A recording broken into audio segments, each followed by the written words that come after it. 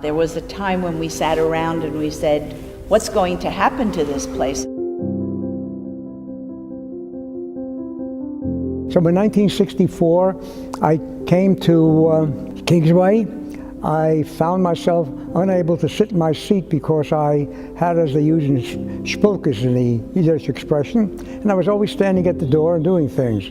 So then they made me an usher, and then they started to give me other jobs, and before you knew it, I started to become active.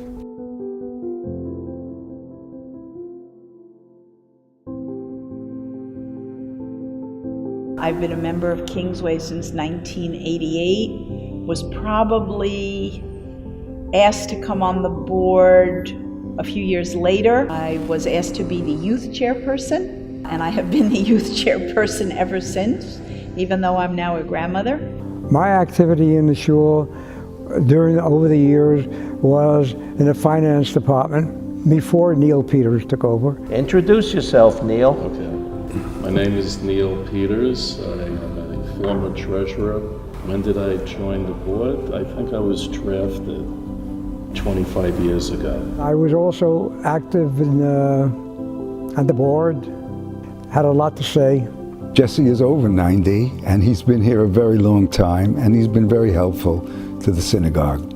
It's appropriate that the synagogue recognize Jesse for his long years of service. I've been involved in almost everything in Kingsway forever and ever. You're chairman of the board. And I am now chairman of the board. There isn't anything that I haven't been involved in, except for the Women's League or whatever.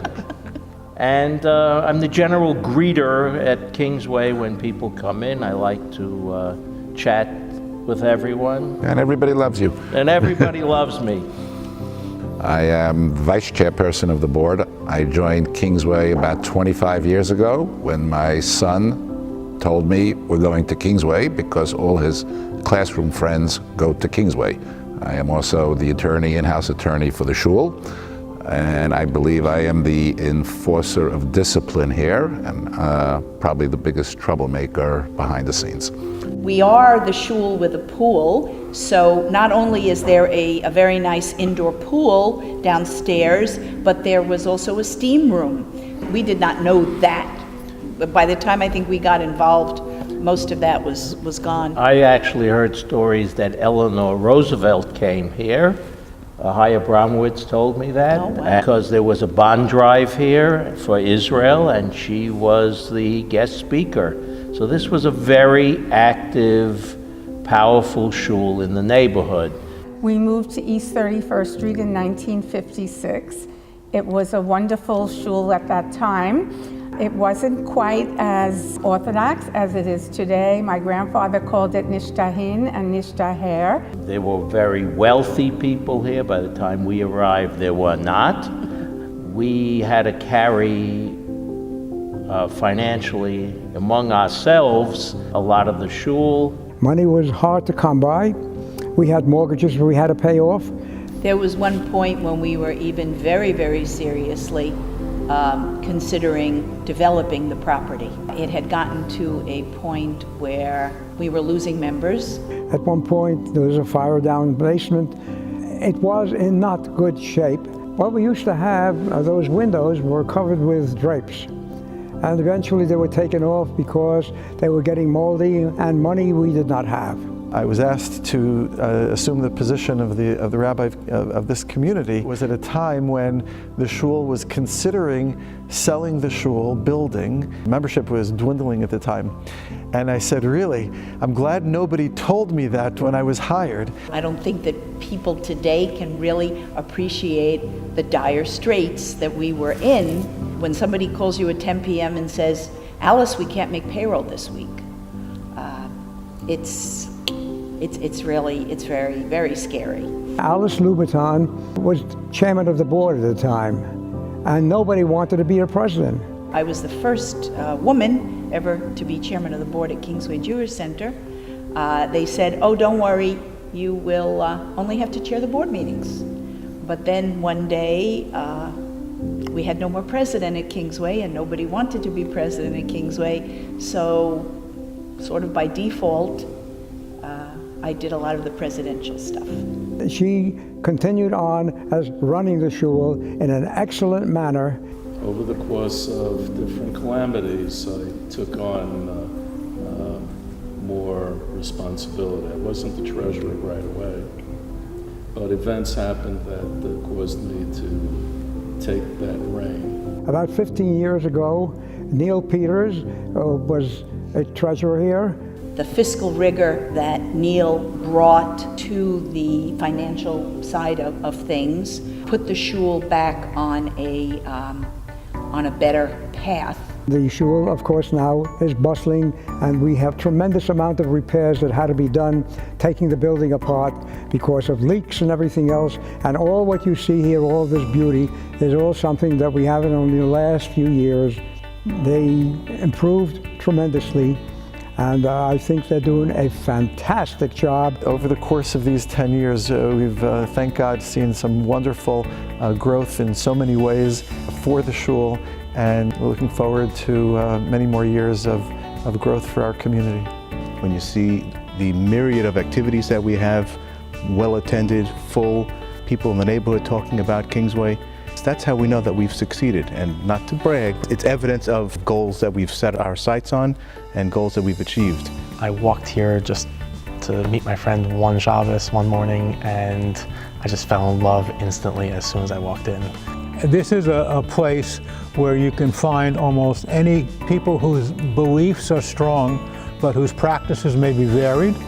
And nobody looks down on somebody because they're not as kosher as I am or as kosher as they are. Because of that, it's a very welcoming place. You want to be here and you want to spend time here with all the other members, and you actually enjoy the davening, which is somewhat rare these days to find a shul that way. Say over the last 11 years, there's groups, there's programs. Friends of ours are envious that our shul has grown. Every time we say, oh, we have something in shul, they'll be like, where do you go to shul? And we'll be like, Kingsway. The amount of lulavim and etrogim inside the shul, there were a handful. Today the shul is packed where we have to walk 4 or 5 abreast just to keep the traffic moving. And even then, it's pretty crowded. It's Rabbi Tokayer, it's Rabbi Schiffman, it's Rabbi Woolman. It's the team. We have a solid team, Baruch Hashem. But none of this would be possible without people. It's really about the community. A community and a shul is not just about the walls and the building and the stained glass windows, but it's about the people. And it struck me pretty quickly that this is a very special group of people. One of the things that we're happiest about, I know I am, is to see some of the new members who have come in who really love this place like we do and really have jumped on board. Unlike a lot of other shuls where the old lay leadership clings on to power, I think what's extremely unique here is that as a matter of policy, we decided 2 things. One is to bring new leadership in.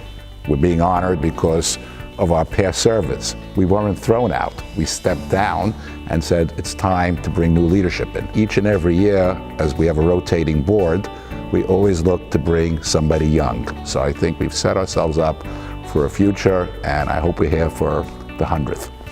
Now recently with the young families and the youth programs, really raised the membership and the amount of people that could attend Kingsway. I have a vivid recollection of coming here Simchas Torah morning about 5 years ago. We just recently moved to the neighborhood and we were looking for a shul. Me coming from Cleveland, Ohio, it was very hard to find that community lifestyle in Brooklyn.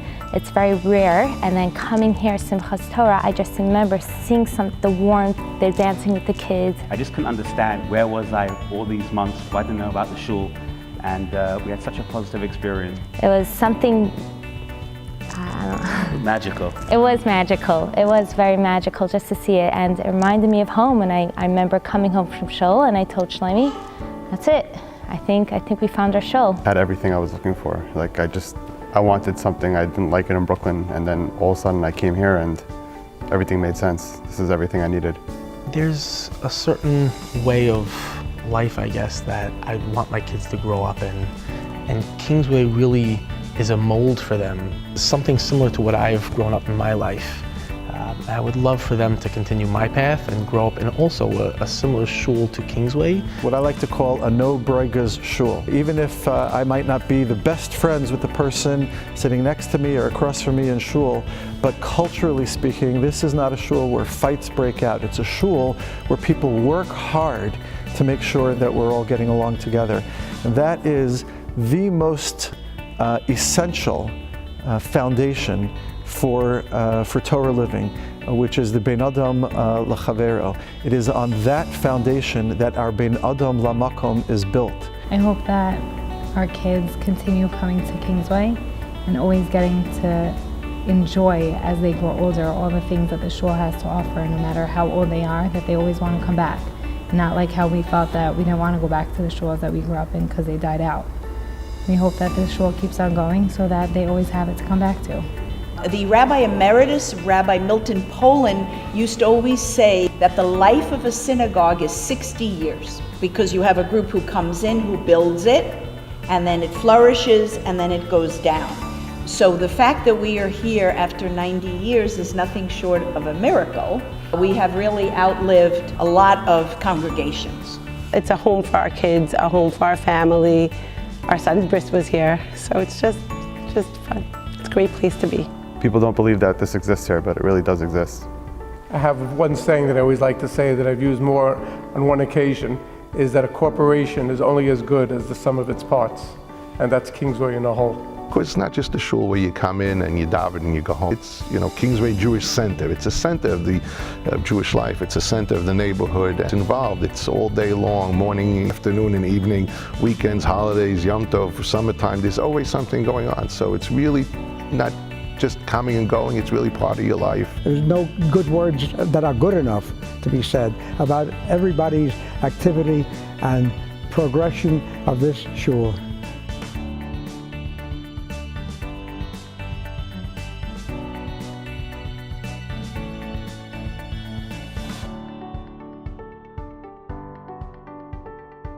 And you said the ceiling looks bad? I think the ceiling looks great. You remember the duck? We had a duck up there where all the tiles were out. We called it the duck.